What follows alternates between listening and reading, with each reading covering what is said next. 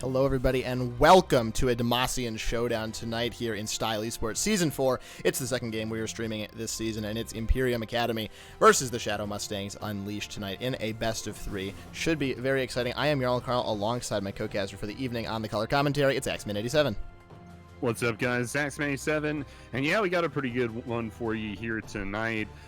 We got Imperium Academy, as you already mentioned, versus SMU, and yeah, SMU got relegated just this between seasons here. I think it was just last week, the relegation match. So True. Hopefully they're a little bit more at home in this group. I know that first season form was a little bit rough, but this isn't a bad team or anything like that. I feel like relegation and promotion are a little bit maybe overrated, kind of, keeping in mind that the original placements are based on solo queue rank, which doesn't have a whole lot of bearing on how your team plays, especially in competitive. I mean, there are a lot of teams that put in a lot of hours into practicing, and some teams that just spend more time on like comp 5s than they actually do in solo queue. So I feel like this is definitely still a very good team, and then someone you want to watch out for. But we're getting into the draft here. Rengar banned away. I'd imagine that's a targeted ban. You would hope so. Rengar not really known as a real meta pick at the moment. This game also was pro-drafted, we should mention. Although we did not see a whole lot of it. We were doing some other preparations for this game. So we're going to be figuring out what these teams picked right alongside you all out there.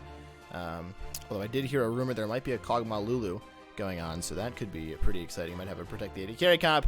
Imperium so far going for the full tank meta. A couple patches ago, they're still stuck in. We saw that last night as well. Ornn picked up very good late game scaling champion, but he's just kind of fallen out of favor a little bit in the last couple of patches. Yeah, he certainly has, and he's still good, I would say, into like a late game team comp, really, and that's where he's always kind of belonged. But in past patches, he was also just kind of like an assassin bruiser tank thing. He just did tons of damage. Not really in that position anymore. More of just an all around late game team, a late game comp enabler type deal. So still very powerful, and a competent blind pick as well. Not a whole lot of bad matchups for Ornn, despite being taken down a peg recently. Gonna be answered with Set. I imagine this is Set top. Could be jungle for sure, but yeah, I don't think Set jungle is as good as it has been in the past either. Similarly to Ornn here, we are going to see the Veigar come through for Merlin.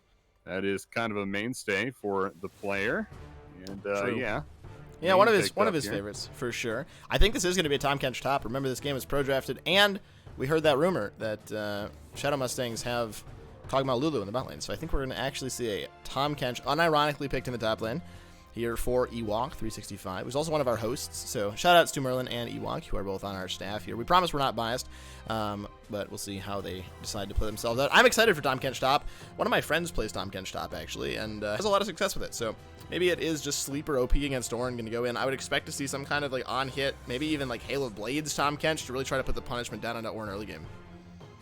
For sure, and I feel like that's probably a competent guess here, but ban still coming through. The last ban going to come through from Imperium, and it's going to be a Kled ban, so a very targeted ban at Ewok. We've seen a lot of Kled from him, but to be honest, I'm surprised we're not seeing Gragas in the draft. We saw Ewok have a great Gragas game in the relegation match. In fact, it was kind of one of the highlights for SMU.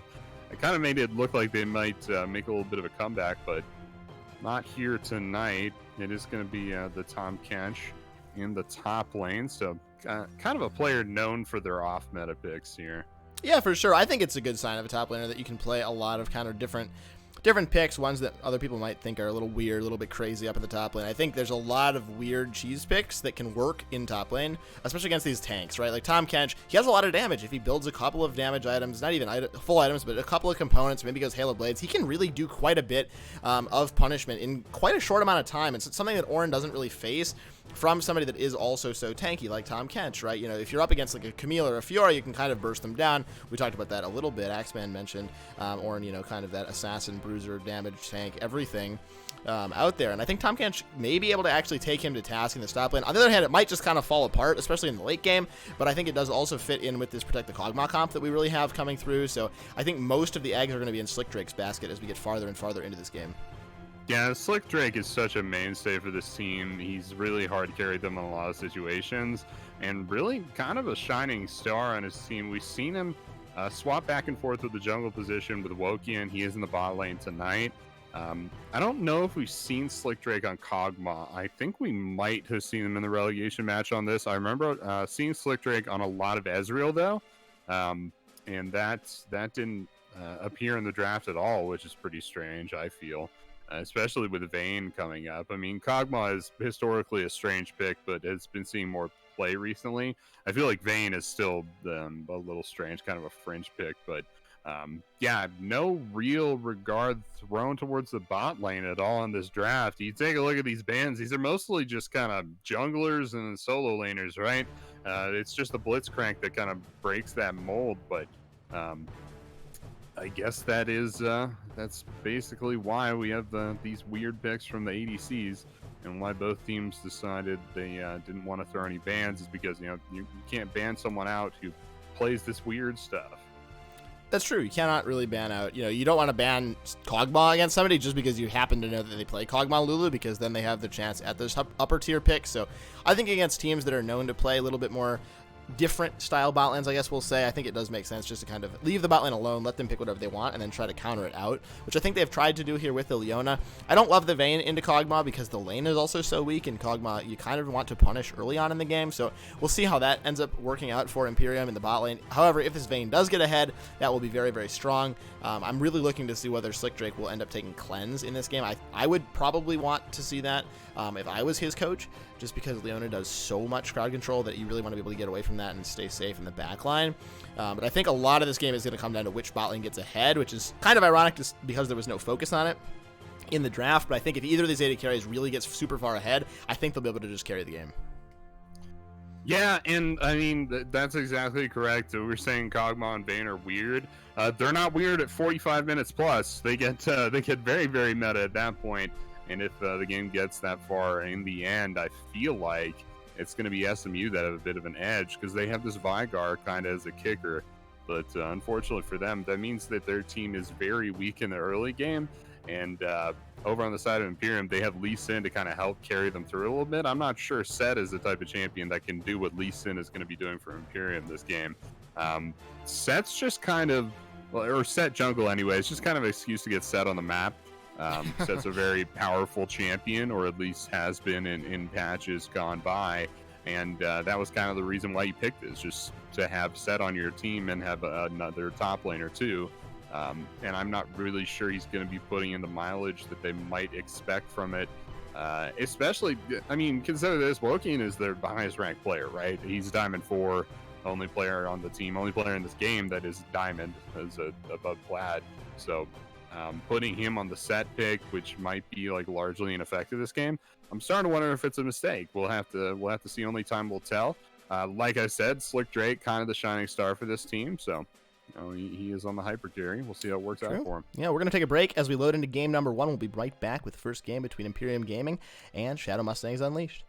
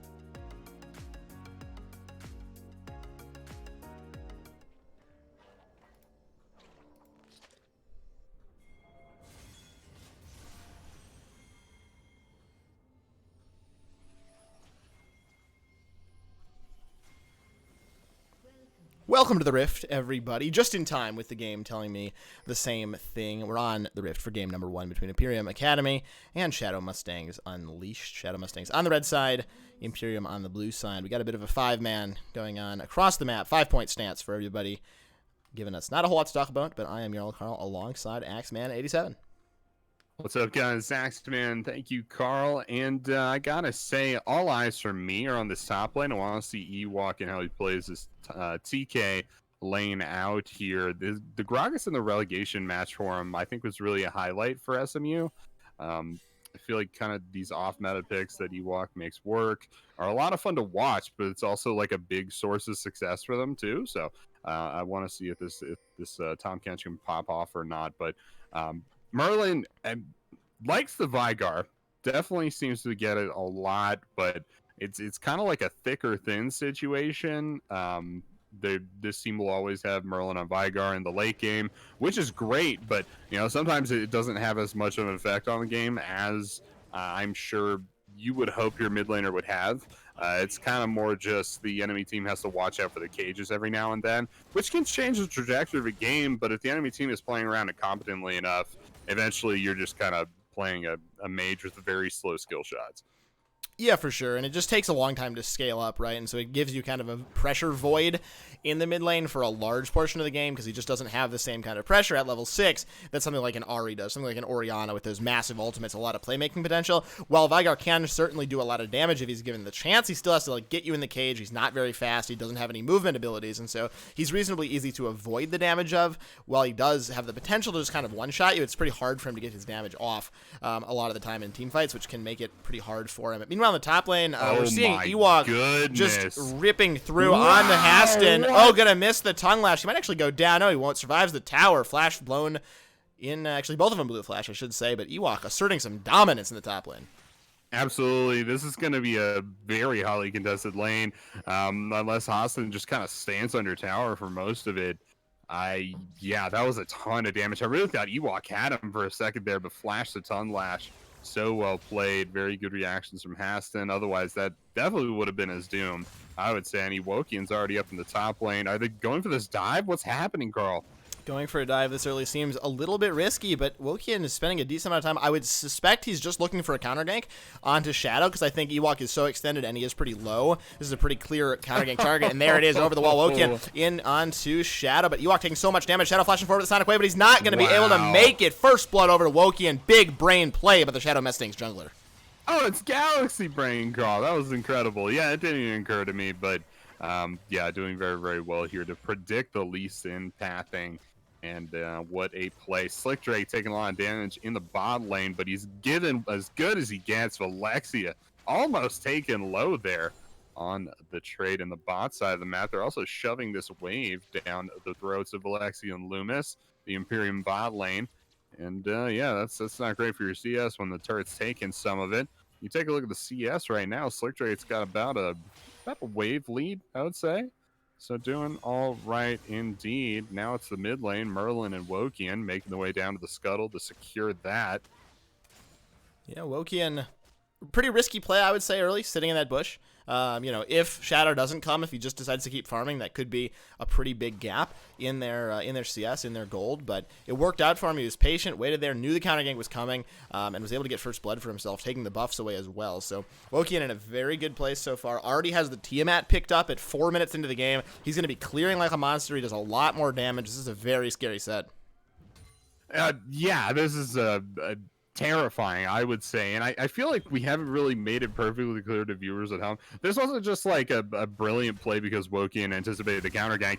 Like, a set should not win a fight against Lee Sin at this stage of the game. Like, Lee Sin shouldn't lose fights to anybody, like maybe Olaf. Level 2 is a huge power spike for Lee Sin. It's the type of thing most junglers would try to get on the opposite side of the jungle for that period of the game just to stay away from him. Wokian anticipated the counter gank and then took this fight that she absolutely should not have won, then won it and got first blood. That's insane. Total disaster for Imp Shadow. Yeah, not what he was hoping for. Also want to apologize to the stream since I just froze it. I am hosting and casting today, and I hit the wrong key, and we slowed down. So then we speeded back up, and I muted my mic by mistake. So hotkeys not working out, but I think we're all good right now. I'm at 525 for Axeman's benefit. Hopefully we're kind of still watching the same game, but pushing the bot lane has been kind of flipped around. Slick Drake going to have to spend a little bit more time on the farming, but we're actually going to see a fight straight away. Loomis trying to buy a little bit of time for Zeta carry. Teleport coming down as well. That's going to be Merlin joining this fight. Does he have the speed to get the cage? And they might look to go for the dive here. Merlin going to have to walk away. Teleport, not quite what they were looking for. The gank just not working out. Definitely, and kind of a late teleport too, right? I mean, this was your gank. I feel like if you're going to expend the 4-second channel, you could do it 4 seconds before you think the gank is going to happen, and not once it kicks off. But a little bit late on the teleport there. The double control ward, and they tell me back home that this gives you extra vision. What do you think, Carl? Definitely takes longer to clear out. I think we might actually just see a fight over this, though. Wokia needs to smite this down very quickly. Sonic Wave not quite going to land. That is going to secure him the dragon, but a huge shockwave comes through from Kakari, doing a ton of damage. Shadow Mustangs on the back foot. They get the dragon, but they lose the fight in a big way. Yeah, and that's a rough one there. Mountain Dragon, an early one at that. Very good for SMU here, and Loomis is going to be taking that 8 health point control ward there for a total of, I guess, 60 gold? Is that how much 2 control wards would be worth? Almost a whole nother control ward they can buy just for taking those down. It did take them a long time. I feel like that just gives Alexi more solo XP than anything else, but fighting the top lane. Ewok just hammering on to Haston. Doing a lot of damage. Yeah, Shadow's here, though, so we can't eat him too much. But it's only a level 4 Lee Sin, level 5 now, so I don't think Ewok is too scared of him at this point in the game. He's very tanky already on that Tom Kench. Has the gray health as well if he needs a little bit more sustain, so he is sitting pretty up in the top lane. I don't think we're going to be seeing a lot of kills up here, even with jungle assistance. Pretty hard to kill either of these kind of super tanks. I think the best chance we would have is Woki and an Ewok 1v2ing onto Haston. Maybe if he doesn't have flash for whatever reason, might be able to pick up that kill. But I think for now, this game is going to be focused around the bot side of the map. Yeah, definitely. And I mean, if you're the Lee Sin here and you're saying, oh yeah, I'm going to go gank the enemy Tom Kench top laner, like that just sounds like a waste of time, especially with no Rift Herald up or anything like that, no damage on the turret. I mean, you might get like a plate or two out of killing this Tom Kench, but for the amount of time it takes, not worth it, not even close. So yeah, I think you just leave the top lane alone, leave it as is, unleash until the Rift Herald comes up. The dragon is down, so I feel like the Rift Herald is a good just a good objective to play around for the time being, but to me, that doesn't involve getting priority in the top lane. You don't need Orin's help that bad. No, you definitely don't. I think they can achieve their goals without anything happening in the top lane. Ewok maybe could use his ultimate to try to affect something once he's level 11 and gets a little bit more range, but for the time being, this is just going to be a top lane island you have to feel. I would expect ganks to be focused probably in the mid lane. Might see bot side. I think it's pretty hard to tell just depending on lane state, but I think Wokian could find a nice angle onto Kakari. Is actually going to see a gank straight away in the bot lane. 13 green ninjas, I should say. Don't want to forget that last one flashing out of that situation is Slick Drake. So 2 summoners used, but they keep themselves alive. Yeah, we can take a look real quick. I'm pretty sure he has Nimbus Cloak. Yeah, he does have Nimbus Cloak in the sorcery secondaries with Gathering Storm as well. I really like this build for ADCs. I know you're kind of like the bot lane guy, Carl, but I really like sorcery secondaries, Nimbus Cloak, and then the Gathering Storm. I feel like that's a lot better than your, what's the other one? Inspiration secondaries with Magical Footwear and then something else, I think. Oh my goodness, he walked get the kill. Axeman was looking at runes, and everybody else was watching the gank at the top lane. So I wasn't expecting Tom Kench. Wokian ran up there. Meanwhile, we're going to see a shockwave, flash wave by Merlin in the mid lane. He gets away from that situation. But yeah, Ewok was trading pretty hard with Haston, and then Wokian walked up, so able to pick up the kill with the ultimate pretty easily. And Tom Kench just saying, ha!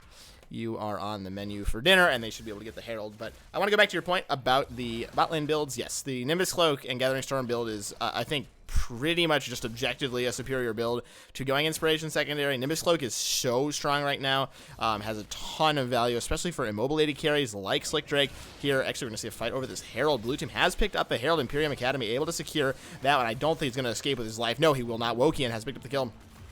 Going to see a continuation. Haston decides he doesn't want to use the second half of his ultimate. He doesn't even need it. That's what he's saying. Haymaker's coming through, but it looks like he may have needed it. Ewok picking up that kill 2-0 and 2 now on the Catfish in the top lane, and this is just all going Shadow Mustangs Unleashed.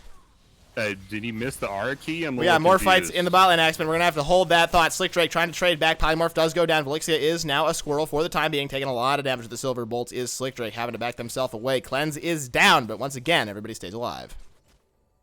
Yeah, Slick Drake proving to be a difficult target to kill so far. A little bit behind, especially Loomis, who for some reason has a level over everybody else. I'm a little confused about that one, but welcome to bot lane, Axeman. Yeah, right. It's just kind of, you know what it was? It was the control wards. Taking those two control true. Wards. Yeah, gave him the edge there. So big misplays from SMU. And yeah, I do want to talk about that gank in the top lane from Woking earlier. That was the kind of jungle gank that makes sense in that lane. Very fast, over and done with. Pick up the Rift Herald, you're out. Unfortunately, the Rift Herald got stolen, so obviously not ideal for him there. But that's the kind of gank that you want to be making the top side. Not some like weird gank onto the enemy tank top laner that you don't get anything out of and have to expend a lot of time in. Rift Herald gonna be dropped mid onto Merlin. Shockwave use. Not gonna get a whole lot done there for now, but Wokian has arrived. Meanwhile, on the top lane, Haston is just going down. Ewok picks up the kill. That's a solo kill in the mid lane. Shadow, I think, is going to be able to keep himself alive. Yes, he is. A couple of the plates gathered with that Herald, but nobody dies. But Haston just going down once again.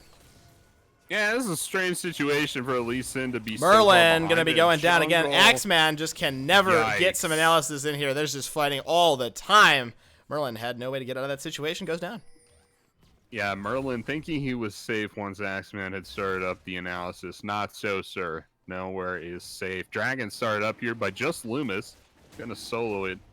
Shadow does not have a whole heck of a lot of health, so he's gonna need some help taking this. He's got his friends. He's gonna get a little help from his friends, and they're gonna pick up their first dragon, and we will have an Infernal Soul. So, interesting to note, both teams have one dragon, so to get a soul, of course, you're gonna need 3 more. That puts the earliest soul at 15 minutes from now, which is, math is hard. 27 minutes. I'll do the math. 27 minutes, and that is a pretty late soul for either side. Yeah, I think that's about it. Critically as well, though, I mean, either side could pick one up, and it just gives them more damage. I feel like in terms of just picking up the dragon, the Infernal Dragons are the best. I mean, you just get, like, raw stats out of it. It's super good in that regard, and in this game we might see both sides stacking them up quite a bit. These are some late game team comps, right? I mean, you have Kog'Maw, Vigar, Ornn, Vayne. Both sides want to scale up as hard as they can. Orianna as well. So if we see this go to something like a 35-40 minutes, and we don't get a dragon soul at some point in there, we could be seeing like 7 dragons or something like that. It's going to be a lot of damage stats coming from Infernal Dragons. That is true. That could be a lot of AD coming through. We see a freeze happening in the bot lane. Not the world's greatest freeze. Everybody out there take notes. The farther away from the turret you are, the less minions you need to freeze. So there they had a 4 minion start to the freeze, and they're really far away from the turret, so that will slowly push in towards them if they hold it correctly. Whereas they basically at that distance, you need about somewhere between 1 and 2 minions to set up a freeze, whereas right in front of your turret is where you do need 4. So that's just some freezing math for you all out there. We're going to see a fight in the mid lane once again. Not even really a fight. Going to just be an assassination. Kakari on a killing spree. Merlin goes down once again.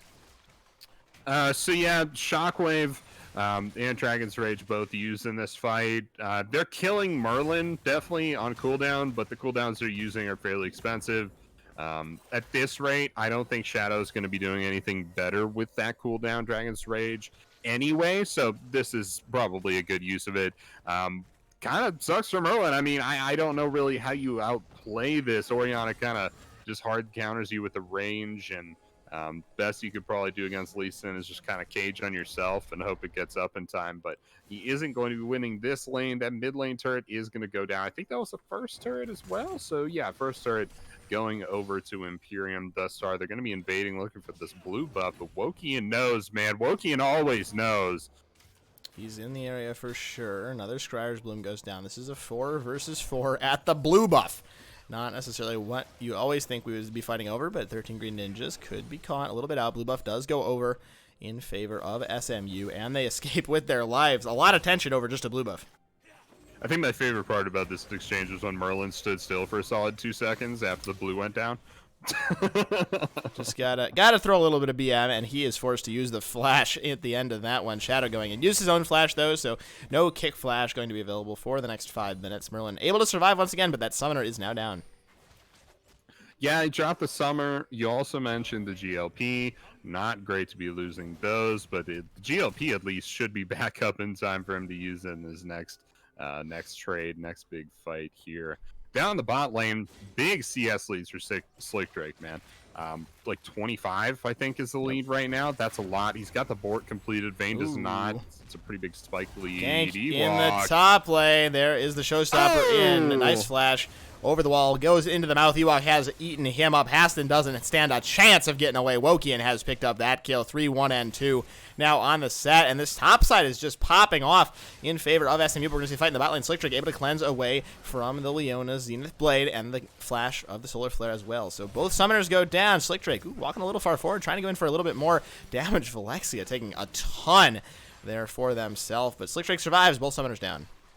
Yeah, and that's just the power of Nimbus Cloak, right? You have 2 summoner spells up, and you can use both mobility summoner spells, by the way. If you use both of them in a fight, suddenly a champion like Kog'Maw is very mobile. I mean, more mobile than most champions are in League of Legends. And on a champion like Kog'Maw, that's real spooky. I mean, he's supposed to be a glass cannon that's really slow, has a lot of range, but if you get on top of him, it's fine. If he's running around with 600 movement speed and flashing all over the place, that's insane. And we kind of saw that a little bit there. Velexia taking a lot of damage in that fight, but Rift Herald is going to go down to Ewok after the gank at the top lane. That gank, by the way, using both ultimates from the top lane, Solo Laner and Wokian himself as well. So those are both almost back up, so they're not like huge cooldowns or anything, but keeping in mind that the Dragon's Rage and also the Shockwave being used on Merlin, kind of analogous to what they're doing to Hassan, I'm almost wondering if it's worth it, right? I mean, it's a case of 2 scaling champions, the Vigar and the Ornn,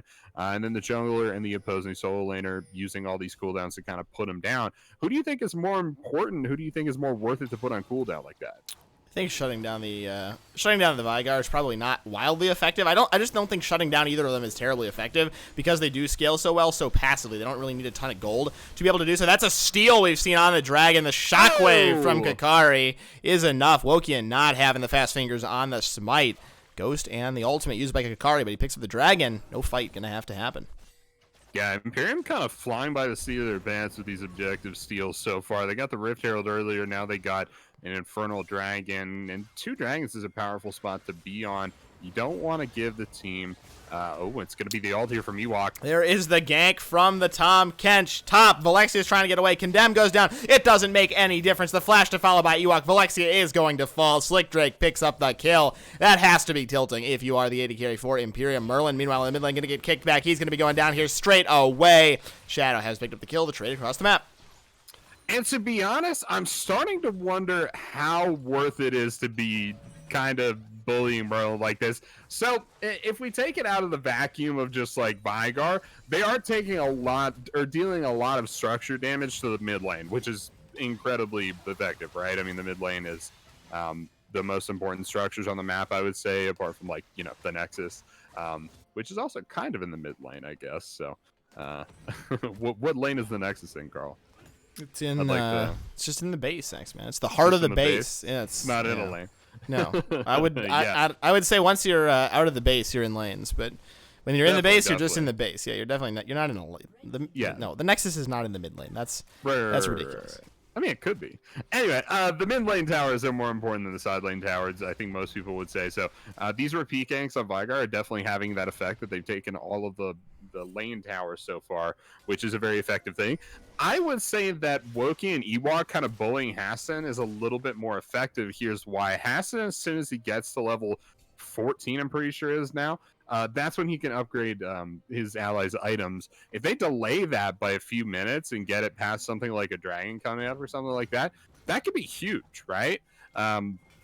Even delaying Ornn getting his own upgraded item could be effective, and I would say probably even more effective than setting Vigar back a couple more stacks. At this stage, I really don't think Merlin was going to be the one to carry this team. I think it was always going to be Slick Drake, especially at the first couple ganks onto Merlin.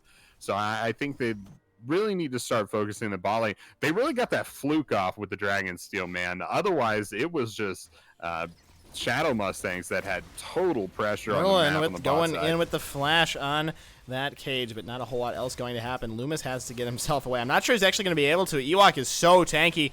Another stopwatch to buy some time. Call of the Forge God comes out as well, but there is the Event Horizon to try to go for the stun. Nice shockwave going to hit that top laner. Angelo together. What a great kick as well. The shutdown coming down onto Woki, and Ewok has been taken off the map as well. That is the two strongest members no longer available for the Shadow Mustangs. They're going to have to run for the hills, as that fight looked good for him at the start, but in the end they lose the 4v5. Merlin as well has to flash himself away.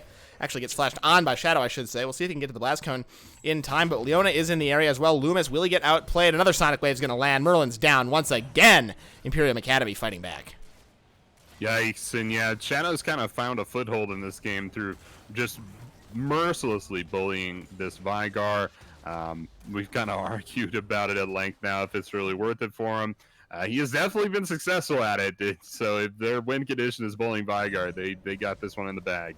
But that next Dragon's going to be in a minute and a half now, so not up anytime soon. Both teams have the time to get a reset in. Shadow actually not taking the reset here. Take a look at the gold real quick. And yeah, he's got like 2,200 gold. Probably should go for the reset, but he's looking for Scuttle Crab. And that is going to put his reset at right about 1 minute. Should be okay. Yeah. Yeah, he's going now. There we go. Okay, cool. He should be backing. And oh goodness, what is he picking up with a pickaxe and a dagger? Question mark? Not with a pickaxe. Ghostblade. Wow. Okay, there you go. That's aggressive. Definitely, I would say, especially for the game he's had. I mean, he's obviously like positive and everything, but most of that's just been like assassinating Merlin on cooldown, which can be worth a lot of gold at this point. He is ahead in gold of Wokian though, or he was. Or he's back ahead now. They both just jumped like 300 gold. Not really sure what's happening, but regardless, I'm not really sure about this Ghostblade thing. I'm pretty sure at least you just hit those power spikes in the very early game, and then you just kind of tank up after that. Maybe it's good. Who knows? I mean, it will help his one-shotting, and really his job is to one-shot Slick Drake, I think, in this game, and or Merlin, which he's been succeeding at so far. So I don't hate the build, but I think he could get taken down very quickly by Slick Drake on this Kog'Maw, who is arriving back from base. Haston is top lane.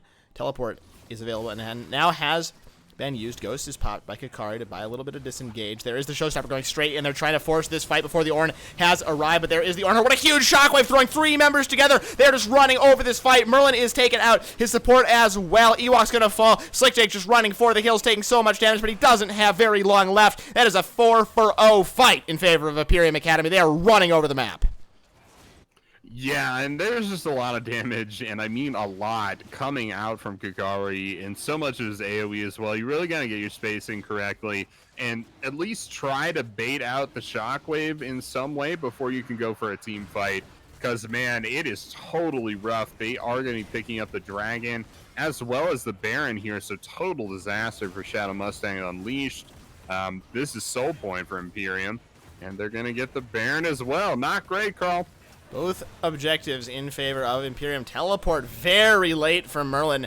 Maybe trying to stop some teleports, but that's just going to be a whole lot of nothing from that. And Shadow Mustangs now very clearly on the back foot in this one. They need to win this next fight. I think one more team fight could spell the end for this team. Slick Drake is just not online. He needs to get to that Rage Blade at this point if they want to have any chance. Flipping back to the gold once again. He is still quite short from that. Going to need a few more hundred. I think about 500 more before he's going to have that. So has to be power farming, as we can see him doing now.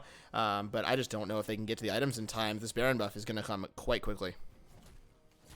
Yeah, and I'm not really sure if the items they would be picking up are like super worth it for them. I'm not 100% what Slick Drake is building right now. Rageblade. Rageblade. Okay, that makes sense. But not really sure Rageblade is going to be, the difference that they need. Obviously, it would help a little bit if you could get it stacked up in a team fight situation or something like that. But a lot of these team fights have been fairly short, Carl, especially for the carries who go down very, very quickly to the damage from Lee Sin and Orianna too. That's a lot of burst damage. So I don't know if one of those stacking items, on hit items, is going to be super impactful. But it is what you build on Kog'Maw, so that's kind of what you got to do. It definitely boosts his damage, but the question is, does it boost it by enough? And I don't think so, because it's, we actually might see a fight. We're going to have to hold that thought. Dive coming in, Wokian going very low. He is taken out of this situation. Merlin trying to flash himself away, but gets nailed by the solar flare. Always bring your sunglasses, everybody. He is going down. Merlin's off the map. That's a double kill for Shadow, as it's just Slick Drake trying to defend this turret, but it's so low. A couple more auto attacks could come through from that minion to take it down. Shadow getting himself away with that safeguard, as well as the inhibitor turret has fallen. Haston also breaking turrets in the top lane. Shadow Mustangs are getting pushed farther and farther back. Yeah, they're getting pushed in their base now. Base is broken open here in the mid lane once again. Kind of all of those ganks Shadow made in the mid lane against the Vigor finally coming to fruition as they get that inhib turret. But Haston just kind of looking for some vision control here. No objectives up for another 2.5 minutes. Rageblade completed by Slick Drake. I don't think we've seen him use it yet. Here he goes down the bot lane.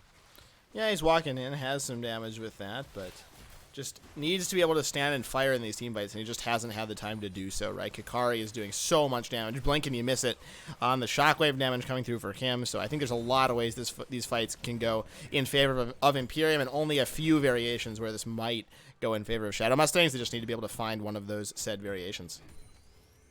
Absolutely, and getting good teamfight positioning, I feel, would help this team dramatically.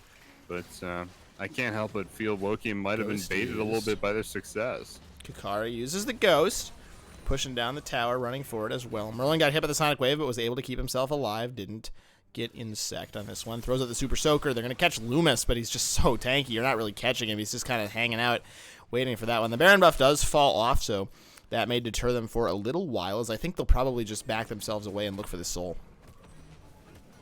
Yep, a little under 1:30 now, so they definitely could be waiting for that. You take a look at the gold real quick. Yeah, none of them really need to reset or would benefit from that. You could pretty much just hang out. Several of them looking for a reset, actually, which I find interesting. I guess there's still a lot of time. You got a whole nother minute, but take a look what exactly Valexia just bought. Rageblade. I guess a control ward? Yeah, well, they finished Rageblade? I think they finished Rageblade. I didn't quite see whether they had that. There was 2,000 gold in the pocket of Loomis as well, so that is very nice. Double items completed now for him. I think that was really the only member that needed to go back, but the Rageblade on Vayne feels very, very good as well. So I think that Imperium Academy is very well positioned to win this game off of one more team fight. I don't really see how the Shadow Mustangs have the damage in a team fight to really kill the entire team. They don't have any AoE damage, really. I mean, Merlin does a little bit, but he just doesn't hurt that much yet. Slick Drake is almost all single target. So is Ewok. Wokian, maybe it's the Haymaker, but they just don't have the damage to win with these fights. Merlin's going to get caught out once again. Zenith played forward. He's going to get one shot on this one. There he goes. Loomis now on a killing spree, condemned to the wall. 13 green ninja is going to be falling here very shortly, or a lot of cooldowns are going to have to be used. Might not even make any difference. Valexia going very far forward. Solar Flare, there's the flash forward by Wokian, trying to make his team make the hero play that his team does need. I should say Valexia trying to get themselves away too safe. It looks like they are going to be able to do so. Call of the Forge God comes through. Shadow is now godlike as he picks up the kill onto Wokian. Ewok going to fall very soon. Slick Drake trying to do what they can, picking up one kill on the enemy AD carry, but it's not going to be enough. 13 green ninjas has to run for the hills. 4 for 2 in favor of Imperium Academy as they're going to pick up the Dragon Soul. Yep, so Slick Drake, did Slick Drake get a double kill there or just the one? I think he does get the double kill there, but I mean, it's only 3 kills on this Cockmoth so far, which is a little sad here. They picked up Zeal, and can't quite remember, does Zeal build into Hurricane? I feel like Hurricane's what he needs right now. Yeah, so going for the Hurricane, and that'll be a huge spike for them for sure. You mentioned AoE. Jesus, Cream Ninjas taking so much damage. Kakari might actually get taken. Actually, this is a very tanky Orianna. Is going to fall, though. That's 1,000 gold into Wokian's pocket. A little bit of a misstep there. Kakari kind of trying to 1v4, and that didn't quite work, but they do get the inhibitor in the mid lane. Haston picking that one up. Yeah, Wokian kind of falling for one of the classic blunders with not necessarily tank junglers. I don't know if Set is necessarily a tank. I'll just call him the Juggernaut. But anyone who builds Cinderhulk is then building an item, or even all of your items, the rest of your inventory, without bonus health. Cinderhulk bolsters your bonus health. If you don't build any, don't buy Cinderhulk, right? Because it's not doing anything for you. It's just giving you some CDR and some health, and that's not like that. It doesn't help you near as much as Warrior would have if you're going for the build you're going for right now. Now he has just bought Jarm's Fist, which is getting him a little bit of health, but you probably noticed for the majority of this game, Wokian has gone down in fights very quickly, and that's because he doesn't really have any kind of tank stats. He's got the resistances from Death Stance, but that's not functioning very well with Cinderhulk. So he basically just has a little bit of tank stats here and there and nothing else to show going for in here. Showstopper goes in. Who's going to get the Baron? It is going to be Imperium Academy. Teleport coming through as well. That's a huge shockwave in the backline. Slickdrake is just eviscerated from the map straight away. Kakari is untouched. This is going all in favor of Imperium Academy. That's a triple kill coming through for Kakari. He could be going for the Penna. Merlin can turn this fight on its head. It looks like he's not going to be able to. That's a quadra kill going over in favor of Kakari. This has to be the pentakill. Ewok doing his damnedest to try to keep his team alive, but it's not going to be enough. Kakari goes through. That's the pentakill for Kakari. Congratulations to him, and congratulations to Imperium Academy. They certainly cannot lose the game at this point. What a monster play there from the Oriana. I can't believe it. Even with Merlin flashing in, having all the cooldowns, everything like that, Kakari still wins this fight for their team. The pentakill on Summoner's Rift. Can they end the game here? I think they might be able to. Slickdrake up in 4 seconds. Green Ninja's up now. But Shadow is here to assist. Looks like they're going to back themselves away. The Sonic Wave doesn't quite land, 3 versus 2, so I think they'll just be wrapping this one up in one more push. But clearly in complete control of the game. That's the first pentakill here in Season 4 of Style Esports. Very nice play by Kakari. Untouched in that fight. A huge shockwave in the backline. Just absolutely one-shot Slickdrake. That was QWR, and Slickdrake was gone straight away. This Kog'Maw pick just does not have the safety to keep himself alive. And, yeah, Kakari just wipes the map. Yeah, for sure. Cleanse coming back up for Slickdrake. Is not going to have Flash, I don't think, for the next fight.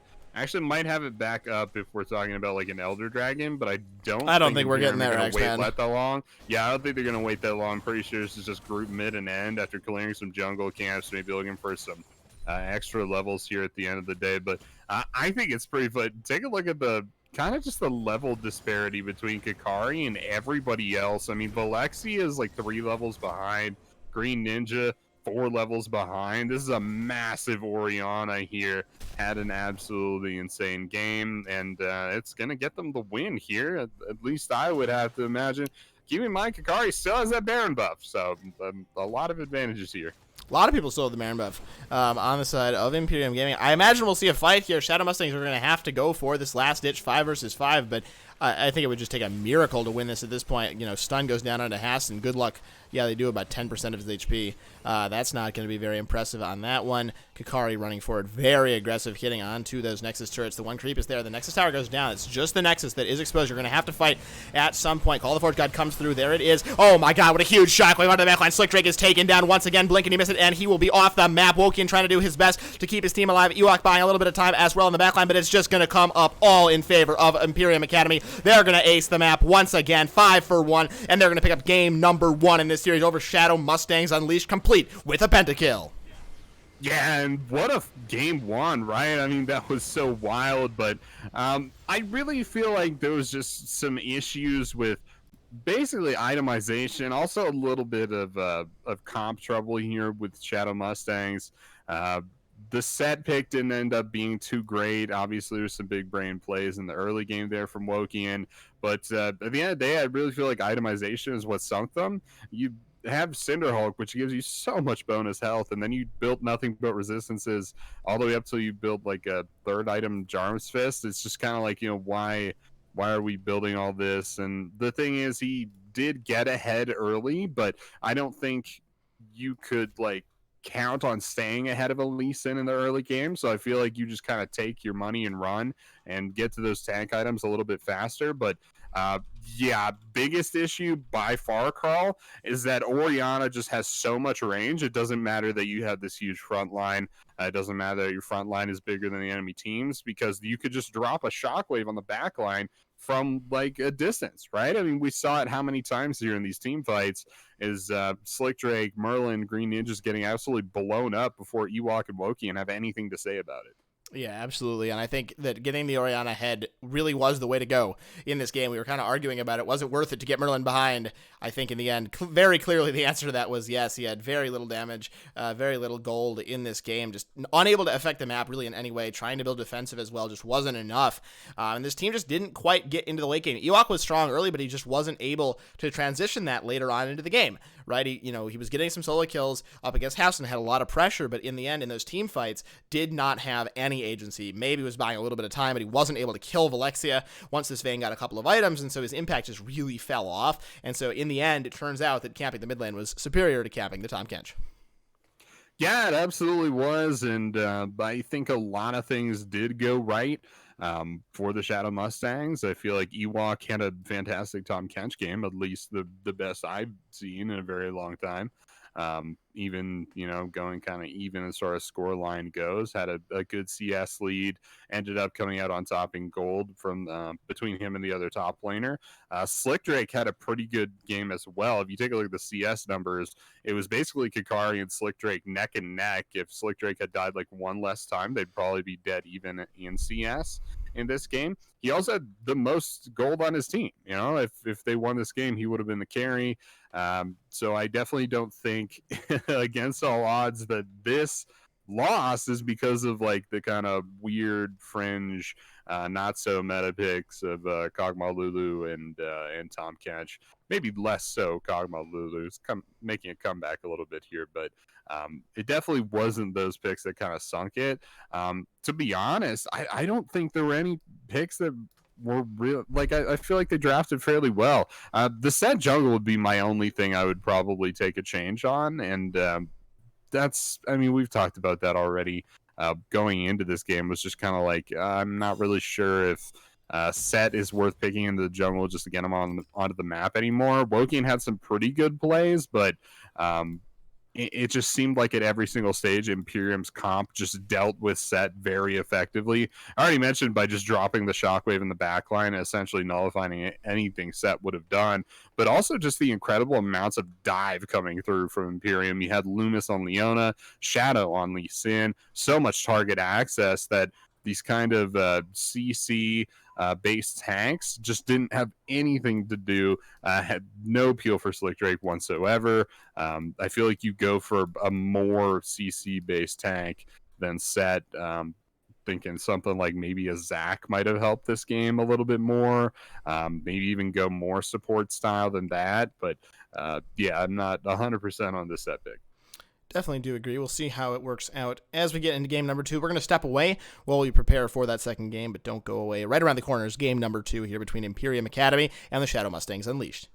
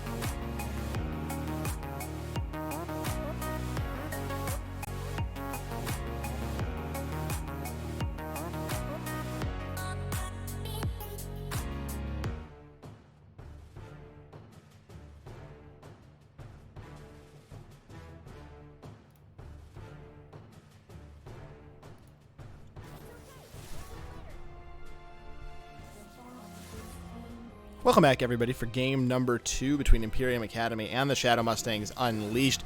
It is 1-0 in favor of the prior team. Imperium Academy on the blue side once again. Shadow Mustangs selecting red side for this second game. They need the win. We'll see what they can pull out in this draft, I should say. Breaking it down with myself. I am Jarl Carl alongside X-Men87. That was not a sentence, but it's over to you. Hey, sentences are hard. What's up, guys? It's X-Men87. We got a very predictable band coming through for you, and that is Oriana from SMU. Going to be taking away Kikari's kind of silver bullet, let's say, for the Shadow Mustangs. And obviously, Kikari got a pentakill last game. That's just a freebie to ban it away. In this game, similar top lane here. This time, Ewok is on Gragas by, just kind of one of those picks that Ewok picks. And then also a meta top laner in kind of tank form here is Hostin. Wokian, meanwhile, does not care what I have to say. Repicks the set in the jungle. Shadow saying, all right, bet, let's run it back, and picks up Lisa. I mean, it kind of worked. I think there's reasons that both of them could have been happy with how that lane went, or how the game went, rather. They're not really in a lane in the jungle, but I think it makes sense for them to kind of just go back on it. It's open. They both felt reasonably good about it, I feel, from that last game. So that makes a little bit of sense to me. Gragas in the top lane, we were hyping it up from that relegation match. He definitely is good at it. So I'm excited to see that once again up against Hassans and Maokai. A little bit different kind of cheese versus tank matchup. This time the Ornn was taken away and Merlin is going to be on that. Kind of a complete 180 going from Veigar over to Ornn. I don't see a lot of Ornn mid. What are your thoughts, X-Man? So kind of like the set pick, it's another excuse to get a champion onto the map. I didn't see this. Oh yeah, actually I do have the draft here, I think. And yeah, the Ornn is third picked before the set or the Gragas, so this is kind of a draft tool more than anything else. But it's also just kind of an excuse to get Ornn on the map too. If you want your top layer to go something else, like Ewok would want to take Gragas. So this is probably fine, especially if Merlin and SMU just kind of want their mid lane to go even and make it a more difficult gang target for Shadow. This is a great pick so far. And if we're talking about, a team that just exists to enable Kog'Maw, this is a much better comp than game 1. Also, I think going even in the mid lane for Merlin and the rest of Shadow Mustangs Unleashed would be a welcome change from that first game in which Merlin was 0-4 by the 15-minute mark and just having a really rough time getting camped by Shadow. So I think the Ornn is probably a smart pick here, just trying to enable the Kog'Maw Lulu a little bit more. I worry for their damage in the late game. I think there's a chance that they'll be able to get enough damage just with Slick Drake, but we saw last game, didn't really get ahead, didn't have a lot of pressure, wasn't really able to focus fire that much. So I think they're a little bit low on damage once again if this Kog'Maw doesn't get super far ahead. And that really is the question here, right? I mean, last game they kind of had the win condition of Veigar a little bit. Obviously, that did not play out super well. So now it is quite literally just Kog'Maw with, maybe Gragas snowballing them into a victory if he kills Maokai a bunch of times. Seems unlikely, but yeah, it's basically just Slick Drake on Kog'Maw is their whole win condition. And I think it's perfectly fine. Slick Drake just had a great Kog'Maw game. They really did lose because Kikari got so fed and was able to take the entire mid lane before 20 minutes. And that's going to be much harder for them now with this Ornn in the mid lane. Ornn in the mid lane is, I'm very excited about it once again. I was excited about the Tahm Kench last game, and it delivered. I'm excited about the Gragas this game. I'm excited about the Ornn in the mid lane. I think kind of off-meta, different picks like this are really, really fun to watch because a lot of times, the summoners are the real practitioners of it that have a lot of experience on it. They know what they want to play, and so I think that we, maybe we'll see Kikari get solo killed in this game. Merlin's going to be flipping the script on him. It might not work out. I wouldn't be terribly surprised if Shadow and Haston just kind of focus their attention in the top lane, kind of like Shadow just camp the mid lane. I think Gragas is a little bit easier to gank. Alternatively, he might just focus that bot lane. So I think he will probably continue camping a lane. It seems like a reasonably good strategy for this team, try to get one lane ahead. I think Caitlyn Nautilus is a pretty good matchup into Kog'Maw Lulu. The hooks are relatively easy to land. It's a lot harder to cleanse anything out, and so I think that Kog'Maw Lulu could have some trouble in this lane. If they start to fall behind, they could continue to fall behind and kind of just lose the game. Yeah, and critically as well, they still have this set jungle, which isn't great for supporting. I mean, I guess he has some CC, he's got some damage. We saw the crazy counter gank or anti-counter gank, I guess, in the top lane in game 1. It's just kind of Wokey and Big Braining it out. But yeah, in terms of just being able to get Kog'Maw Lulu ahead, not sure Seth's going to be able to do that, especially staring down the barrel of Shadow, Valexian, and Loomis on the champions that they're playing. It's going to be real hard, right? Meanwhile, Kakari, not playing Orianna, of course, got banned away, but this is, in a lot of ways, a very similar champion in that they could just, ult your Kog'Maw, and there goes your damage. Very similar to the Shockwave in last game, but a little bit different. The ult is an AoE this time, so it's a little bit less dangerous. Hopefully, SMU can have a little bit better game in game 2. You would hope so. I think they will. I think they have a better chance in this game than they did last game. Kakari, if he gets ahead once again, though, I think will have about the same amount of impact. You touched on it briefly. Not that different of champions. Kog'Maw can still get one shot by Syndra just as easily as she can get one shot by Orianna. So there's a lot of backline access. I think Slick Drake's in also a little bit tougher of a spot just because Cleanse isn't that effective this game. Maybe we'll still go for it, but I really don't like that summoner in this situation, so gonna need to have that flash up all the time. Can never be flashing aggressively. Gonna just have to keep himself safe, and Green Ninjas hopefully can help him with that, but there's a lot of, not point and click, but if anything lands, the rest of it essentially becomes point and click crowd control onto this Kog'Maw. If he gets hit by the Maokai ultimate, Lee Sin can Q. Anything that gets Lee Sin Q to land 100% is very, very scary because Lee Sin will just one-shot him. Shadow was very strong last game, showed a clear willingness to go for the lethality build, and that can just take the Kog'Maw off the map straight away. So we'll see how it works out for him as we get into game. We're going to take a break while we load into said game. We will be back in just a couple of minutes with game number 2 between Imperium Academy and Shadow Mustangs Unleashed.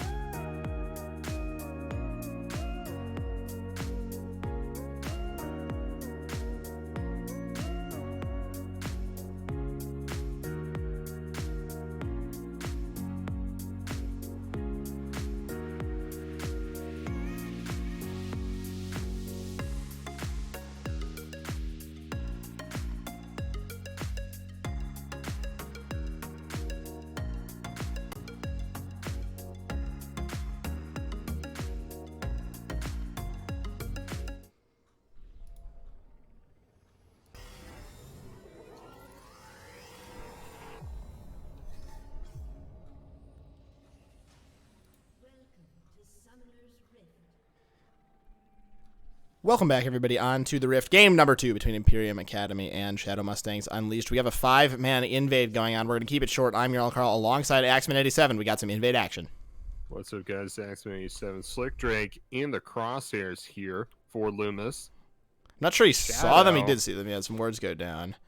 And wards stay up. So 3 damage was dealt to 2 wards, and neither of them went down. That's kind of fun. So Vision down in their own jungle, but that's both bot lane wards down actually already. That could have a lot of impact early on in the game. Yeah, for sure. And it's a little bit of jungle tracking onto Shadow, I guess. I mean, I feel like you don't necessarily need to track Lee Sin super hard. Pretty much just gonna go, buff to buff, a short clear, then look for a gank, something like that. But they are going to know, at least I would imagine, when Shadow is going to be at his blue buff. That's going to help them out at least a little bit here, but we'll see if that helps them out at all. Of course, it seemed like they were very ready for the early Lee Sin gank in game one, so they're trying to run that back a little bit here. But yeah, Lee actually even goes for the Raptors here, so maybe going for an early level 3 before he takes that gank. Not the worst idea ever. Woken, meanwhile, just kind of full clearing. Probably what you want to look for in a tank jungler. Definitely sounds reasonable to me.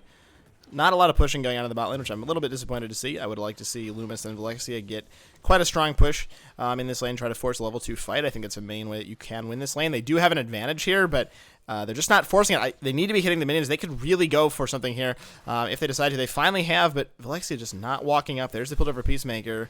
Green Ninja is going to get caught, but Valencia is so far away. This is a huge misplay by the bot lane of Imperium Academy. That definitely could have been some summoners blown if Valencia was up with Loomis in that lane instead of standing back and just farming. Didn't quite work out for him.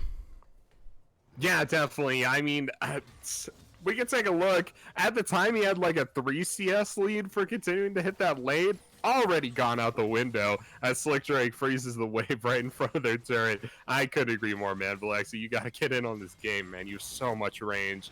It's not like Vayne where you just sit back in the early game. You have to be harassing the enemy team. And it just wasn't happening there. But Ewok already doing tons of damage to Hassan.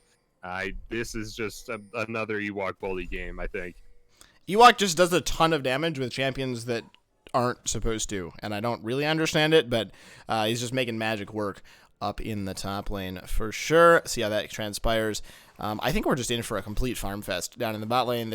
Imperium Academy has not shown any interest in pushing this, really, any interest in going for any fights. I know the junglers down here, they did see Wokian on a ward. They should know he's still here, but maybe we're actually going to see a gank. Caster Curse could be coming through straight away like it always does, as he's just sitting in this bush. All right, so let's take stock of these. Ooh, no, he's stepping out of the bush finally. Once again, Riptide going to try to get the slow onto Valencia. There's the heal to get themselves out, and that was a remarkably lackluster gank, I think we could say. Only the heal burned by Valencia. Absolutely. I feel like if Wokian had just like waited for Gromp to spawn instead of doing this, it might have been more productive. But yeah, he would have got to Gromp, I think, 2 seconds earlier, and that probably would have gotten him more than just flashing onto the support for no reason. But yeah, interesting gank to say the least. Did they even burn a summoner spell? I think they actually burned heal. They got the heal. Yeah. So that's something, I guess. But Shadow still thinks he can keep ganking Merlin. I don't know about this. Maybe. We'll see. Stun weirdly lands. Merlin has to blow the flash, though, and that's essentially all you're going to get from an early game gank on a mid laner is that summoner spell down. So 2 summoners now down by the Shadow Mustangs Unleashed, the jungler and the mid laner without that one. Hassan going to take some damage. That's a lot of damage coming in onto him. Procs the Aftershock, but he's just running himself away. Ewok is just very annoying up in the top lane. Yeah, absolutely. Merlin starting Corrupting Pod. It's kind of a standard Ornn item to go into a lane with, but I feel like having watched game 1, you have to be prepared for the Shadow Kakari gank, and in that respect, I feel like you just take a starting item that helps you survive that gank a little bit. Now, he got through the first one with Flash, right? He's already built the Null Magic Mantle. I feel like you have to come back. Yeah, he's going to come back with boots. This is a smart idea. Literally, your entire job, if you're Merlin, is to get to level 14 and not die to Shadow too much. I think if Shadow and Kakari are just going to like make their focus this game to kill Merlin, it's just going to be unstoppable. Ornn is not, the perfect, gank getaway champion. He is definitely a gankable champion. So if they really want to get this Ornn on cooldown, they probably can. But Merlin's just in a better position now to make it more difficult for them. Bot lane for Imperium Academy starting to look like they have some life in them. Up a decent amount of CS, although that's a huge wave that is coming towards him. So we'll see how much of that can be recuperated there by this Kog'Maw. But a nice push by Velexia, and Loomis are going to be able to transition this into the first dragon of the game. Very clean play, priority in the bot lane, priority in the mid lane. That does yield the first dragon. Very clean macro play in the first 5 or 6 minutes here by Imperium Academy. Yeah, it's going to be minion dematerializers here for Loomis. A little interesting there. I don't hate it, but I feel like you could go for, oh goodness, I just completely blanked on what the inspiration secondary rune you could take on Nautilus is. Oh, like Hex Flash, right? I'm not sure if you could take Hex Flash and Stopwatch. They might be in the same row, so maybe I want to say they are. I don't know about that a ton. I do know that I like the dematerializers on support, especially on Relic Shield supports. They're going to have that passive. You can push waves amazingly fast with the cannon minion. Just dematerialize 3 cannons. We already saw him dematerialize, I believe, a melee earlier, which I don't think is precise. I think it is best to just dematerialize 3 cannons when you do want to push. You can push the wave super, super fast because just, the cannon is about half the health of a minion wave. So I'm a little disappointed to see him not utilizing it potentially as well as he can. But I do like the pick overall, and it's something that I think more support should be taking that take Relic Shield. It allows you to gain tempo in a lane really quickly, and while you might lose out on that Hex Flash, you're still able to, push so effectively. You're able to get a lot of control in the lane that I do think not having Hex Flash is worth it, because Hex Flash, it's fun to use, and it's really cool, but it's not actually always that useful. It takes some pretty precise scenarios for it to actually be good, and I think the dematerializers are a lot more just, generally correct. Now I do like perfect timing on Nautilus because I like to build it into Gargoyle Stoneplate, which I feel is a fantastic item on Nautilus, especially in this case where maybe they want to go for a turret dive early with Shadow and Velexia. That seems like a perfect dive scenario to me. It's really just kind of Lulu throwing a wrench in that. Haston going to be taking the gank from Wokian. Getting jumped on, has to burn the flash to get himself away from that situation, so a flash was finally pushed back onto him. We're going to see a fight in the bot lane as well. Imperium Academy coming in onto this. There's a flash kick, not going to send Green Ninjas where they wanted. Flash for the double flash in the bot lane. Everybody uses flash, nobody dies. Yep, flashes all around. Bartender, give us a round of flashes. In the mid lane, Merlin having a much better game this go round. He's still down CS, about 10 now, but no deaths yet. And Shadow hasn't been constantly bullying. He's actually engaged on Kagari here. That's a lot of damage. That's exactly what I was just going to say. There's the ultimate going in. I don't think he has the damage to kill. I don't know. Yeah, there's the knockback. Kagari going to be just fine. Merlin almost picking up that kill. Doesn't have flash to follow in as well, but definitely looking like there's a little bit more life in him than we saw in that first game for sure. Absolutely. So even just this little trade here is going to prevent any kind of Shadow gank for like a solid minute or two, which is fantastic for him. But I didn't catch the cooldown on W, or if Merlin didn't have enough mana for it, or what it was. But if he got that off before the Unleash Power or the Scatter the Weak, that would have been huge. I think it would have been a kill there. So I'm not sure if the cooldown was up or if he had enough mana, but I think it was probably close to coming back with the cooldown. So that definitely would have been a completely different fight. But yeah, this is still great for him. He's going to come back with the Catalyst Eons. He's got completed tier 2 boots. Everybody, I cannot express to you enough how crazy it is to be a mid laner and have tier 2 boots when you're opposing laner does not have boots. It is incredible. It's like you're playing a Doom bot or something. Fight in the bot lane, engage straight away. Axeman gonna have to stop you right there. Slick Drake and Green Ninjas though just don't take that much damage. I'm a little surprised that nobody died in that situation, but they are able to get themselves out, having to use the heal. Yeah, once again, Loomis burning both summoner spells here for essentially nothing. I think they got the heal you mentioned. There's the tower dive. Slick Drake gonna go down. That's first blood in favor of Shadow. I think he might pay the price of his life. Actually, yes, he will. Kog'Maw picks up the kill. Velexia flashes away and still goes down to the turret. Wow. Not what they were looking for, but Merlin did waste a lot of time walking out of the bot lane. Didn't actually get anything for it, but in the end, a 2 for 2. Yeah, and I don't think... Nautilus actually, like, mid-fight picked up perfectly timed stopwatch. That's unlucky, man. I feel like that's the type of thing you ping for the rest of your team before you go into the dive. Another fight going down here. Merlin has to flash away once again. Gonna be without that summoner spell. Just too scared of Kikari at the moment. Has to use that summoner. Yeah, and I think has to is maybe subjected there. He's got a lot of health. I think maybe he's still playing like he's still Vigar. I don't think you have to flash there. I feel like your team's close enough that you're probably okay. You also do have a little bit of Mario, the catalyst to be on, so you maybe get taken low there by Unleashed Power, but I don't know about the Flash. He is going to use it, though, to get out of the situation. Merlin now a level up on Kikari. Starting to feel it a little bit more in the mid lane. We're going to see another gank as well. Wokian walking into this one. Kikari has flash, uses it a little bit too late. Under the tower, though, might have not been too late. Might have been just at the perfect timing. Wokian goes down. Yeah, and I think Wokian might have miscalculated a little bit there because he had the face breaker, and I feel like he might have right-clicked right behind Kikari to maybe try and alter backwards, but... Oh, here we go. More fighting. Slick Drake gonna keep himself alive, trading a lot of damage back, but that's gonna be the one shot onto Slick Drake. He is going down, just stepping a little bit too far forward. Green Ninjas throws himself that wild growth, and they might be wild to use it. They're gonna be going down. Ewok throws in the barrel. Kikari goes down. Ewok saying, hey, sip on that. You're out of the map for the next little while here. Depth charge comes through just for a bit of swag. Doesn't even need it. Double kill picked up for Shadow. Okay, some interesting play there. I don't know if Ewok needed to ult or Loomis needed to ult or Ewok needed to flash. That was some interesting gameplay there. But yeah, back to my point. I feel like Wokian was trying to ult Kikari backwards, but after the face breaker just kind of right click behind the Syndra. The issue was Syndra had already procced Ghost, and once that happened, Syndra just had to right click and made it back towards the turret faster than Wokian did. So Wokian ended up ulting them back towards Syndra's turret. Absolutely got destroyed there, which led to the fight breaking out in the river there. But yeah, Slick Drake kind of baiting themselves a little bit.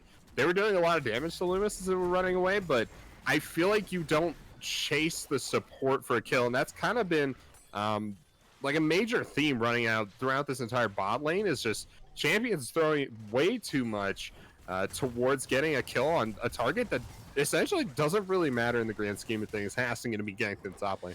Speaking of throwing a lot on a target that doesn't matter a lot in the long run, Hastin taking up 3 members, Merlin, Wokian, and Ewok there as well, and they're just not able to take him down much below half HP. Just walks himself away. He's going to be just fine. Yeah, he's going to be doing okay, and you know, ganking the Maokai not as productive, I would say, as maybe ganking the Ornn is. It's not like Maokai has a huge power spike in the late game somewhere. He just kind of gets progressively more and more tanky as the game goes on. So, apart from looking for turret plating, maybe this gank isn't as well planned out as it could have been. I feel like you just kind of go for the same thing in the mid lane. You have a lot more success. That said, they already tried that earlier. It didn't go too well for him, but maybe the repeat gank, who knows. Ewok taking a lot of damage in the top lane of that tower. Hastin throwing in the sapling after him. He could do quite a lot with that. Ewok taking pretty low. Wokian's here, though. Minion trying to give him vision. There's a control word. Can he get the twisted advance? And does he have the damage? Throws himself another heal. Another sapling goes in as well. The show stopper does come through, but Ewok able to go down. Touchdown sapling, as we like to say. Hastin picking up the kill with that one for one. Yeah, I've been a Saplings fan ever since I was born. My parents are Saplings fans too, and my kids will be Saplings fans. But whenever they get a touchdown, man, it's a rough time being a fan. They don't score a lot. For sure, but whenever it happens, it's a happy time in the man household. But I can't stand myself sometimes, Carl. Anyway, Riftfield coming up in about 20 seconds here, and that is going to be the next big objective. Everybody's in the bot side of the map, though. What's going on here, Carl? Merlin might not be in the bot side of the map for very much longer. He's going to be taking a trip to the gray screen simulator for the first time this game. He is down for the next half minute as just kind of gets picked by the team of Imperium Academy. Yeah, picked again, but this is the first pick of the game. So, you know, already doing much better than game 1, 2, and on a champion that's providing his team a lot more value just by existing here. I'm not really sure what level Merlin's at because it disappears as soon as they die for whatever reason from the entire client, which is insane, but that's how it works. So I would imagine he's probably level 10. He is. Yeah, he's going to be level 10. So 4 levels from now, he'll be providing some value for his team inherently. And yeah, there goes the Rift Heralds going down here. They're going to be dropping this mid, I would believe. They're not getting any kind of turret plating for it or anything like that, but as we already know that Imperium, they like running it down mid. And it's been an effective strategy for them thus far. It has worked out. Herald is going to be summoned up here. That should take down the turret just with the charge, so they may be able to get 2 charges off. of this one. We'll see if they can hit the turret a little bit to soften it up just a bit for Shelly. There is the Call of the Forge God. Merlin decides he doesn't want to use it either. No one's reactivating that today, as Shelly probably going to get taken down. Yeah, there she goes before that charge can come off, but that's going to be the mid tower going over in favor of Imperium. Might see a bit of a fight. Slow goes down to Haston, but he's going to be just fine. Fun fact, you can reactivate Ornn's ultimate as it even rushes past you. There's no need to kind of meet horn to horn or anything like that. You just kind of have to be close as far as the two models are, which is something that's not very intuitive about a champion. Normally it's kind of oh cool, I'm bashing this goat away from me, we should probably meet horns. Not at all. You just have to kind of cross the two models over top of each other, and then that's how the rebound works, as it were. But yeah, even if the two backsides of the models are touching, it still works. So you can really hold it all the way to the last minute and reactivate it. Then reactivate a little bit early there for Merlin. So unfortunate on that one. As it stands, I don't think it would have been a whole lot different. I think that was just kind of a get off my turret ult, and the turret was already down before the ult started, so it wasn't going to be super effective in any case anyway. Dragon coming up in about 20 seconds now. This just has to go over to Imperium, right? I mean, this is going to be sole point for them. They already have all the members in the area. It looks like MSU is pathing top side for the Maokai gank or something. Who knows? We're going to have to continue. Not me. Yeah. That's very fair, X-Man. But we haven't really talked on it. We're losing it here, folks. Haven't really touched on it yet, but we have an Ocean Dragon in this game, and we're going to have an Ocean Soul. So that is pretty generally considered to be the best soul, just for team fight health. Regeneration can be quite strong, and so I think this is really the main win condition here for Imperium Academy. If they're able to get one more dragon anytime in this game, I think they're pretty much going to be in the lead. You'd have to think from a stats perspective. We're going to see Ewok get jumped on here. Scout of the Week goes on to him. Unleash Power as well, just giving him no chance to escape. Meanwhile, Loomis buying a little bit of time. There is the Call of the Forge God. Slick Trick a little bit too far forward, but he is going to be able to pick up the kill onto Loomis. Valexia, I should say, is in the back line. Not too sure she wants to be there. It's a 4 versus 4 at this moment. Wokian going in as well. Nice Scout of the Week, going to get a 4-man stun, but Shadow and Kikari are very, very low. They're going to have to kite themselves away, but Valexia is in the back line, going to pick up 1 kill with the ace in the hole. He can be positioned for a huge fight. Picks up a 2nd kill. Can he pick up a 3rd? Yes, he can with a great flash forward. He is just popping off in this fight. Valexia trying to put his team on his back. He's saying, I'll carry us to victory. They're able to do it. That's the ace coming through for Imperium Academy, winning it 5-1. Carl, Shadow has been so effective in this game so far, just completely assassinating Slick Drake every single time. And it's been even more effective here in game 2, as Slick Drake is basically their only source of damage. We've seen some damage coming out of Ewok, but as far as just the physical, raw, sustained damage goes, it's really just the Slick Drake show. It really looked like Slick Drake and the Shadow Mustangs might have been able to make a comeback in that fight right up till Shadow got right in the Kog'Maw's face and took him down almost immediately. Right after that, I mean, you're basically just Set, Gragas, and Ornn, and that is not going to end well for you in a 3v5. You just don't have the damage. So this is going to be Merlin teleporting top lane. Might be able to save this turret. Check that out real quick. It might actually still go down.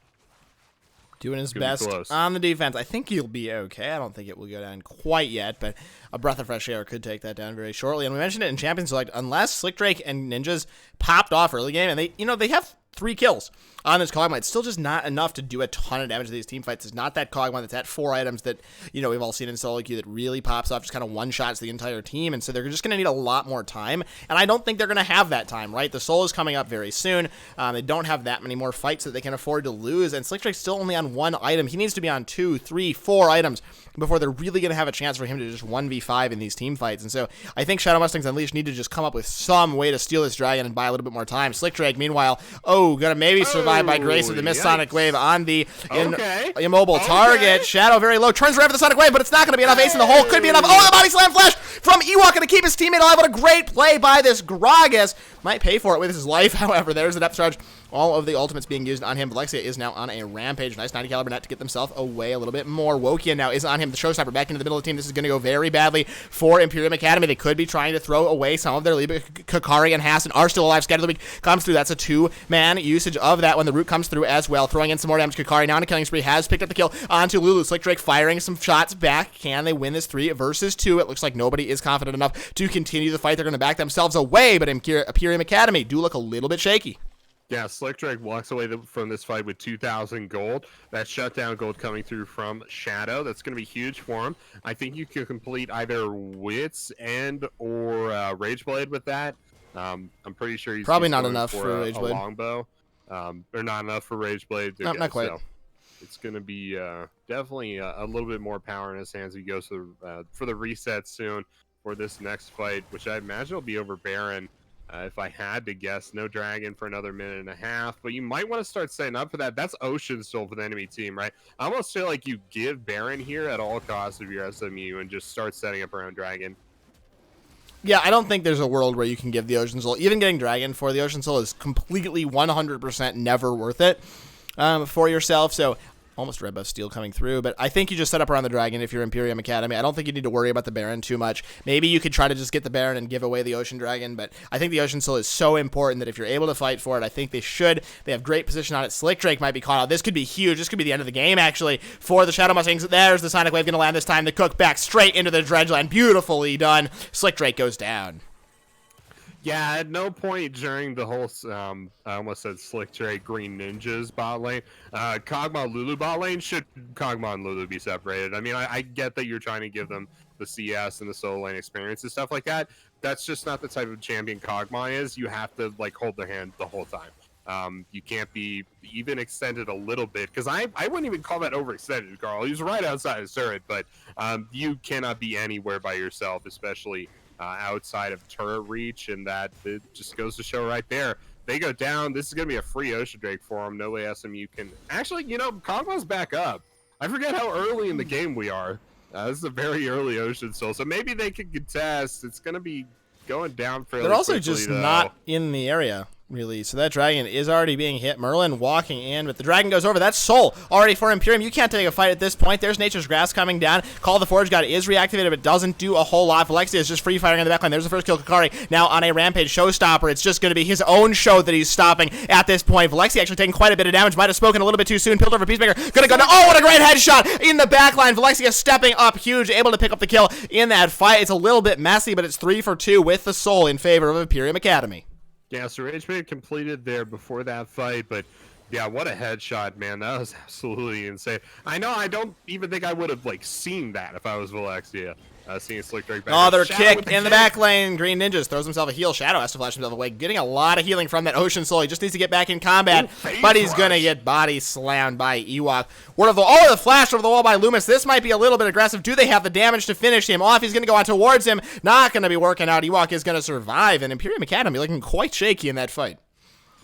Yeah, definitely, and there's a lot of late game going on here, right? Merlin's hit level 12. We can take a look at how close he is to... Yeah, he's about halfway to level 13 right now. That's when his item will upgrade the Abyssal Mask. The level after that, he'll be able to upgrade the Bork here for Slick Drake, if that's the route they want to go down. Now, I would imagine it would have to be, so that's starting... They're going to be starting to, you know, scale very well. Especially as Slick Drake picks up more items. He's almost got another longbow completed here. And these power spikes are starting to help SMU.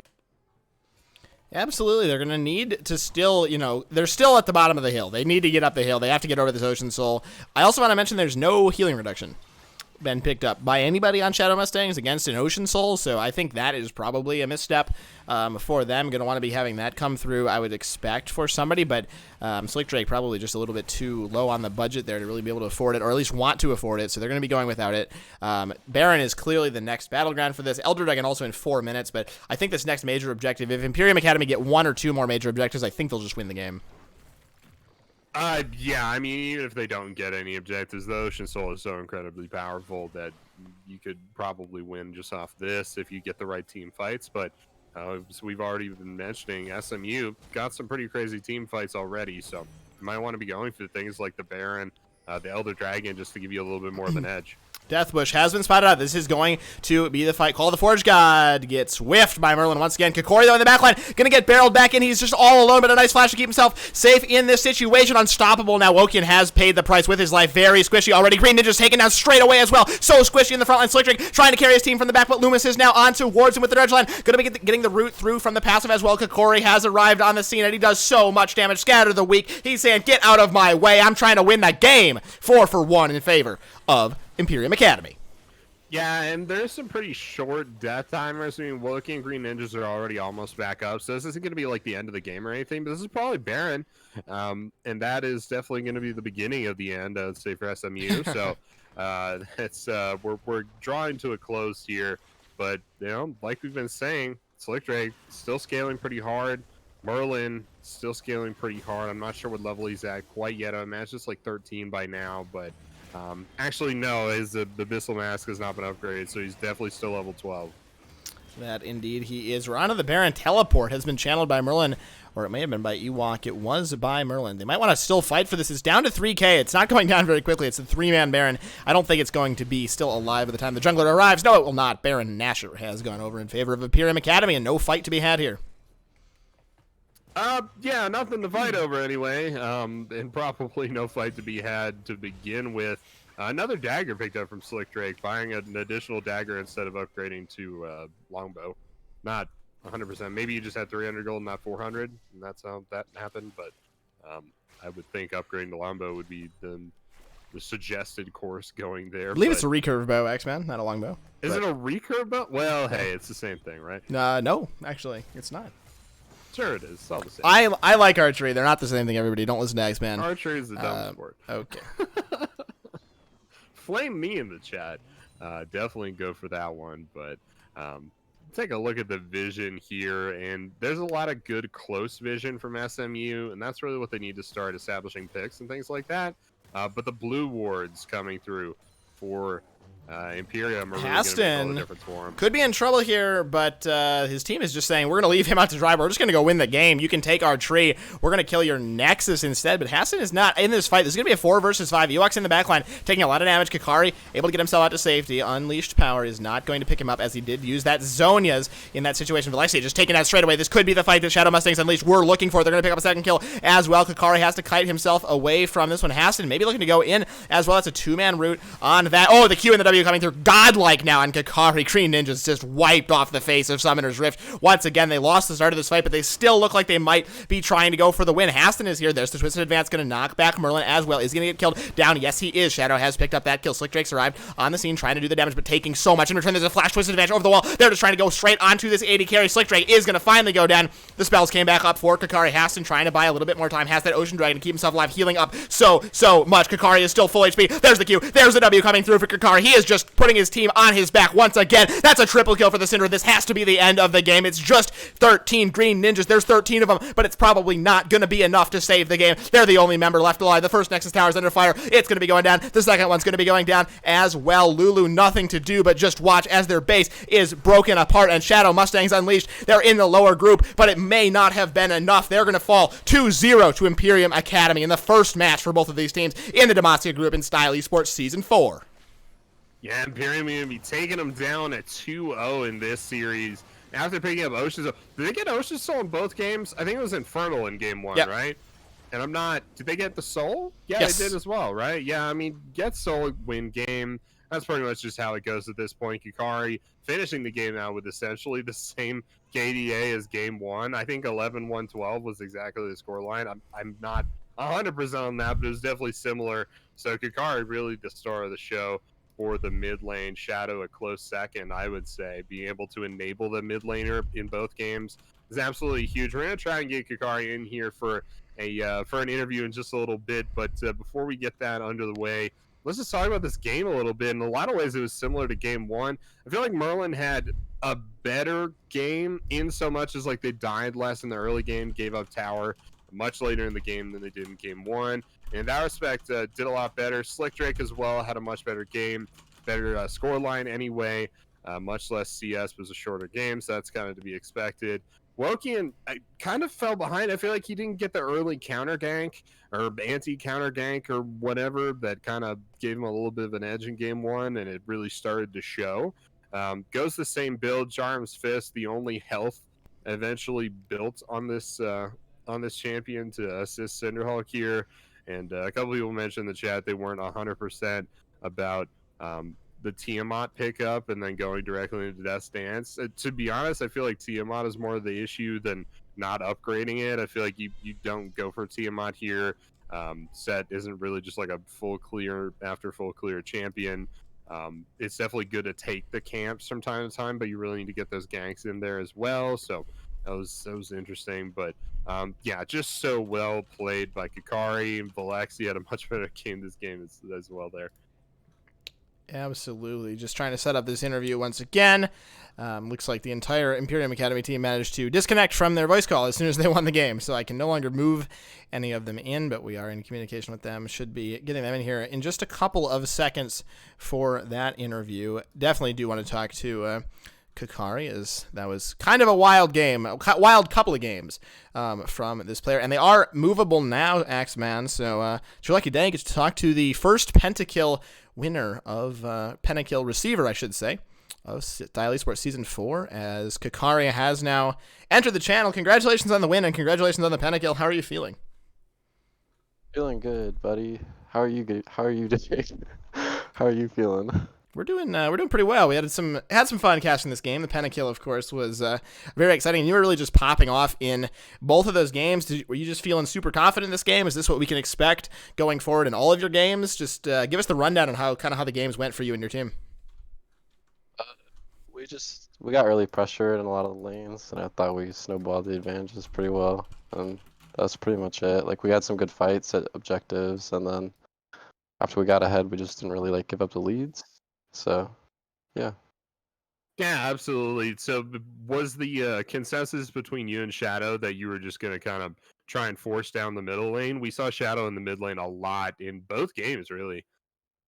Yeah, I mean, usually we just like wait until a lane thinks they have the ability to get kills, and like if we blew a flash early or something, I would just beg him to come back. Like, come back, man. Just gank me. I swear, I have ulti. We'll kill him. And then he was like, yeah, bro, I got your back. And then he came mid and we got the kills. Awesome. That's how it works, right? Yeah. Would you say your team has a lot of objective focus, or was the Dragon Soul just kind of more, a result of you having a lot of map pressure? I mean, like, I guess in general, like, we try to be objective focused, but just like we happened to have good timings, like both games where they were basing like as something was coming up, and we would just get prio and push and get the objective. So, I mean, a lot of the objectives were kind of uncontested, so it was a little bit easier than if they had tried to fight over everything. Like things could have gone differently, but I think we just timed things really well. And with Lee Sin, it's so easy just to get the dragon and get it out. For sure, or even steal a dragon. I saw you stole a couple objectives there. Lisa and picked off a Rift Herald. I think it was you that picked up a dragon steal in game 1 too, and those come in clutch, man. You got so much value out of those steals. Do you play auto Oriana? Was it just kind of a champion you wanted to play, or was it just a direct counter to the Vigar? Well, I mean, it's not bad into Vigar. I think we just like in draft we were kind of deciding like if we wanted to take bot lane or if we wanted to take like Ornn and Ori, and we decided we wanted to hold bot lane and just like pick the mage because I was just gonna play mage that draft anyway. So like I was thinking about Cassio and stuff, but we thought the Ori might be better, and yeah, like we just decided to go burst both games for mid, so it worked out because they ran back Kog'Maw Lulu, and yeah, we were able to burst them. Yeah, for sure. So, how do you feel about Kog'Maw Lulu? It's kind of a volatile lane. People definitely have some mixed feelings about it. It's like it's not bad. I think if your ADC is really good at it, like it could definitely be really, really oppressive, like especially if it gets ahead. And like their Kog'Maw was the one that was like kind of ahead in both games, so like it's not like he didn't do anything, but it seemed like they would want to pressure bot side, and then they would try, and then they would just give up on it and like never go back after like one gank or maybe like two, and then they kept trying to force down top, but it's like you're ganking an Ornn, and like who's getting ahead? Tom Kench. Like Yeah, it I didn't. think we made that comment several times during Uh, both games. Really, it was kind of like, especially at one point in game 2 when they got like a 3-man gank going in the top lane onto mhm. Maokai. It was Yeah, like, and I think he just R'd and walked away or something like that. And it was oh just yeah, that's just a lot of time like wasted, and more than anything else, like we just get time on the map to do stuff. absolutely. I think probably the most heartbreaking moment was when Wokian spent all his time getting a gank up in the top lane onto Warren, went and like soloed the entire Rift Herald, and then Shadow just came flying out of the jungle and stole it. It Yeah. was like, oh my god. I actually thought he was talking about Scuttle. I was like, oh, he's going to steal Scuttle. All right, whatever, you know. And then I saw like the Rift Herald thing pop up. And I was like, oh shit, that's what you were talking about. Yeah, he got the big scuttle. You're the big one. He got the big purple scuttle there. But yeah, man. So you guys, Imperium, are new to the league. How do you feel about your chances so far this season? I mean, we're kind of a new team, so we're still like figuring things out. But like, I mean, we have to play the other teams and kind of figure out like how everyone stacks up. So I don't know. It's hard to say so far. We've only played one team, and like once we see like maybe a couple more, we'll get a feel. I know we play again on Sunday, so we'll get the chance to see one more team, and then maybe after that I'll have a better idea what to tell you. Yeah, for sure. That series, by the way, we're casting on Sunday. It is going to be Imperium, like you already mentioned. It's Imperium versus Dragons of the West. I'm excited for that one. It's another new team to the league, so it should be a pretty good one. If we get to see Gagari pop off on a mage in the mid lane again, it'll be a total shootout, total firefest. But yeah, that's all I had for you for the interview, man. Thanks for doing it. Gagari, you got any shout outs for us? Shout out to my boy Loomis, the support holding it down in the bot lane. You know, he did a lot of warding and stuff. You know, he needs that respect. For sure. By the way, fun fact: Loomis walked in the enemy base that last game with a tear, his support item, an amplifying tome, an elixir of iron, a corrupting pot, and a cull. So Alright. make of that what you will, but All right. We'll have to talk about that. I didn't know that. That's it was funny. like Loomis, man, what? just got all the items. It's about sending a message. It is. He sent a message. I don't know what the message says, but he sent the message. But anyway, thanks, man. Thank you for the interview. I appreciate it. And congrats on the win tonight. Thanks, man. Catch you later. Thank you very much to him for the interview and Axeman for a beautifully done interview. But with that being said, that is going to conclude our broadcast for the night. We hope you will join us tomorrow evening. We have a best of 3 between the Dyslexic Defenders and Team Incognito, who were on air yesterday. That series is coming your way at 9 p.m. Eastern Daylight Time, so we hope you will join us for that one. But with that being said, on behalf of myself, I've been Jarl Carl alongside my colorcaster Axeman87. We thank you all so much for watching, and we hope to see you next time. Good night.